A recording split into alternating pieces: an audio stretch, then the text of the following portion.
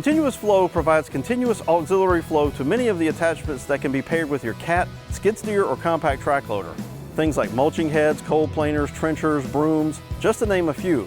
You can think about it in terms of it being similar to cruise control in your vehicle, as it's something you have to turn on and set. Let's take a closer look at how to do that on your cat machine. To use Continuous Flow, first you'll need to have the machine running with the parking brake disengaged. Next, you'll need to locate the Continuous Flow switch on the right overhead console. Once you locate the switch, depress the switch and you will see an icon on the display that will flash.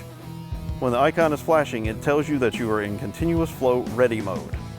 When you're ready to utilize the attachment that you have connected to the front of the machine, all you need to do is take your thumb wheel and roll it to the appropriate position. If you want full flow for the work tool attachment, you'll roll it all the way to its max position. If you want something less than max flow, then you can stop short. Once the icon stops flashing and appears solid, you can take your finger off the thumb wheel and you will be in Continuous Flow. You can operate the machine and the work tool attachment appropriately. If at any time you want to disengage the work tool attachment from Continuous Flow mode, all you need to do is bump the thumb wheel with your finger and it will go back to the Continuous Flow Ready mode, very much like cruise control in your vehicle.